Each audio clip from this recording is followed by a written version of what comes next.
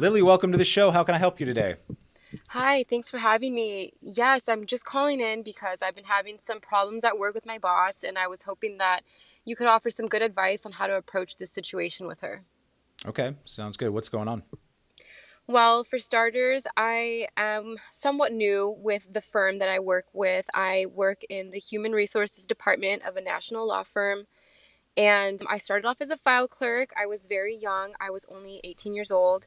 And within the last 2.5 years, I worked my way up to be my boss's direct assistant. So I went from being a file clerk to one of the main administrative assistants for her very quickly. And that really upset a lot of people who had been there for a long time. Mm, And so I've kind of been dealing with a lot of just kind of bullying a little bit at work with some of the other people who are a little older than I am, who are, upset that I worked my way up so quickly. But not only that, my boss, she herself can be a little bit micromanaging and a little scatterbrained. mm. And now I have become her personal assistant and not just an administrative assistant. So there's kind of some boundaries that have been lost there. And I just don't really know how to approach her about everything I'm dealing with in the Okay. office lately. Okay, so yeah, so there's a couple of things here. So let me just understand. Did she hire you outside of the office to do things for her personally? She did not. No, my title is still administrative assistant, and she refers to me as her direct assistant. Okay. And that has become a little bit more personable than I think the job description entails, which I think also makes some of the other employees upset. Would you say that you have a pretty good relationship with her, even though she's a little micromanaging? I do, yeah. I think that's how I was able to work my way up so fast. Like, she Sure. trusts me and she knows that I do a good job, and I'm not shy about staying around for overtime and stuff like that. But I feel like in the last year specifically, she just little by little takes more and more advantage of the fact that I'm so young and willing. Uh, so you're having trouble setting boundaries around Hmm. what you're being asked to do or how long you're working. Is that right? Yeah, Okay, I so think that's that's the root of the main problem. Yes. okay. So that's one. There's another problem in there. You said there was micromanaging. Yeah, the micromanaging for sure. She micromanages everybody, so that's kind of just her Uh, personality, and I'm accustomed to that. I think the secondary issue that's more like the next thing I need to tackle is the fact that the other employees don't really like me too much. how many employees are there that you feel like you don't have a good relationship with? There's five. There's five of them, and all of them you feel like are they treat you in a way where it just doesn't sit right with you. Yeah, they're definitely a clique. They've been there for Mm. many years. They're much older than I am, so I think there's some entitlement there Is that there they a felt. is there one person that you would consider like the kind of the leader of the clique? Yes. Okay. Hmm. When conflicts start to happen with groups, it's really important. In my experience, it's been really important to start with the leader. Now, it could be a formal leader or an informal leader. So in this case, starting number one, obviously with your boss and tackling that issue, but then also starting with the leader of the clique. So there's been I mean, did you ever have a good relationship with these folks before you were promoted? I did, yes. Oh, okay. Yeah, when I was just a file clerk, everybody loved me. It was as soon as I worked my way up to an administrative assistant that I started to get a little bit of the side eye from some people, but it's predominantly been within the last year when I started doing more personal assistant type things for my boss. Like, for Yeah. instance, we live in the same city, so we sometimes will carpool, and I know the other ladies definitely don't like that I drive her. So they're noticing they're probably a favoritism or something, and they're getting jealous and they're upset about it. So let's talk about that issue first. So have you tried anything yet in terms of rebuilding the trust or rebuilding the relationship with any of those folks in the clique? Not necessarily. I mean, I'm very cordial and I say good morning to everybody, even though, they don't necessarily say it back. I try to walk in the office and be confident, but I haven't actually sat down with anybody and asked them, what is your problem with me, or anything like that. I just don't really know how to approach that. Yeah. Would you be willing to? Are you willing to put in the effort? I think so. I feel like it would make me enjoy my job better if I knew that Uh, people didn't dislike me. what about this idea? You ask that the leader of the clique privately to maybe get lunch one day or get coffee one day And you just have a moment of vulnerability with her and say something to the effect of, ever since I moved over, I've noticed that, people don't seem to like me as much. It's really upsetting to me. I really want a better relationship with you all. I don't know what I did or what I can do to make this better. Like, how do I get back into the good graces with you and with the others? Like, what do you think I need to do? This is really upsetting me. So letting her know that you really care about the fact that because it's like they can gossip all they want, but probably it might feel frustrating to them if they don't think that their frustration is affecting you at all. If they know that you're also feeling a little upset by this and that you also care enough to have this conversation, to let her know that, hey, I'd like to be in your better graces, maybe that will lower her guard a little bit, and maybe she'll talk to you and tell you what she or the others would need to hear from you or see from you or what they want to know. And maybe there's some opportunities to be around them more and build a relationship.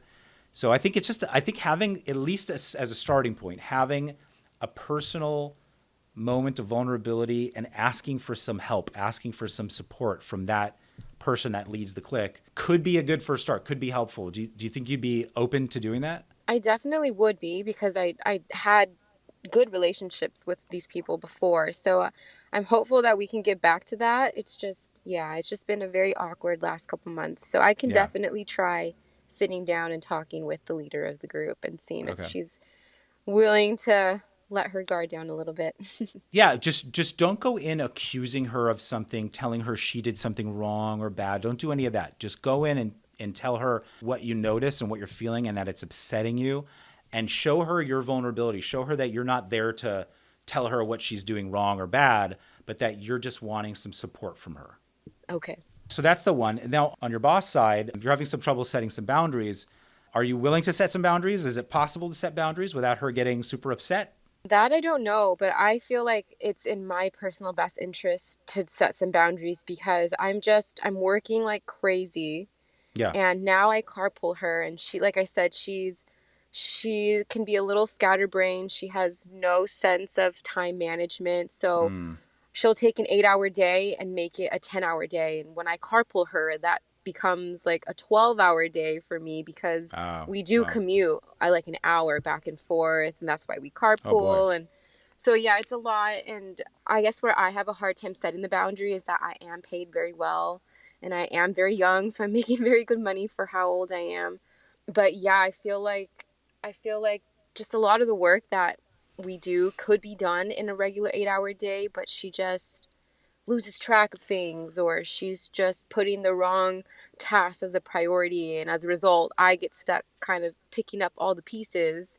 And even though I may have picked up all the pieces and finished my work for the day, she'll still be in the office just kind of lingering around, and I'm just twiddling my thumbs waiting for her to say, let's go, because now we're each other's ride. Yeah. So yeah, it's getting a little personal. It's getting to the point where I need to set some boundaries for myself, because Okay. Can I ask, so if there were 2 to 3, just to start, 2 to 3 things you would change to set boundaries, what would those 2 to 3 things be? Like actionable changes? I think the first would definitely be to try to tackle the fact that the time management is not the greatest. And I would maybe want to offer her some ideas or some help on how to time manage the day better, so we're not having to work so much overtime every single day. It'd be different if it was like once a week we were staying that long, but it's literally Monday through Friday. Okay, but you presenting something to her and having her have to change something, very unlikely to work. That's Okay. not in your control. What is in your control is what? You determining whether you carpool, you determining what time you leave, and if she doesn't leave with you, then she can take an Uber. I mean, those are things in your control. I know they sound maybe a little harsh, but those are the kinds of things that you can absolutely tomorrow make a change with if you wanted to. Okay. Yeah, that So does sound like something a little difficult for me to say to her, but you're right. You're totally right. And the problem is that if you're young and you're being paid well and she's noticing that she can kind of push your boundaries and she's taking advantage of that, it's not going to change until you set a boundary. And the thing is with setting boundaries, with anybody that gets used to flexible boundaries and you start setting firmer boundaries, initially a lot of times they will be disappointed or maybe upset or something. But you have to know that this is right for you, regardless of who gets disappointed. And in the process of setting those boundaries, you can have a conversation so that you can really set expectations with her and you don't have to just do it out of the blue. So you can come to her and say, I love working for you. I respect you. I love this job, whatever the positives are. But here's the thing. I'm noticing a couple of things here that feel unhealthy for me. And I need to start making a change. Number one is the amount of hours I'm working. It's too much, especially with the carpooling and the drive. I really need your support in changing this. And here's what I'm proposing, that I do X, Y, Z. So something like that where you start out with a positive, again, a moment of vulnerability where you tell her you need her help, you need support because this isn't healthy for you. And here are some of the changes you'd like to make. And then you can hear her out. What are your concerns with those changes? Okay, those are your concerns. Let's talk about how to address your concerns and my concerns so that we're both getting our needs met. Do you think you could have that type of conversation with her? Definitely, yeah. I think I can. I think it's definitely time that I have that conversation with her. So Yeah. I'm eager to do it. Okay. And this is good practice because she's a great teacher for you. Because in life, you're going to have to set boundaries with other people inevitably. And this is a great practice for you to do this right now for yourself. Thank you. I definitely respect her, and she's definitely helped me grow so much within the company. So I don't want to tarnish that relationship, but I definitely need a set of boundaries. So I'm going to definitely make it a point to have this conversation with her ASAP.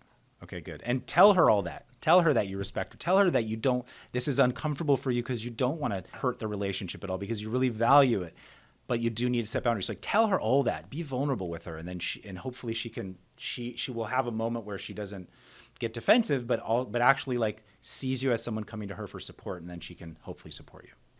Okay. Well, thanks so much for coming on, Lily. I appreciate it. Yes, Hopefully no that was problem. helpful.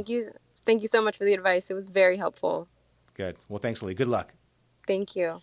Hey, thanks for tuning into the Peace Building with Dr. Pollack show. Don't forget to subscribe to my channel for more workplace conflict advice. Share on social media if you think your friends and colleagues would benefit from this episode. And if you have a workplace conflict and want to be a caller on our show for free coaching and advice, please email podcast@pollackpeacebuilding.com. Thanks.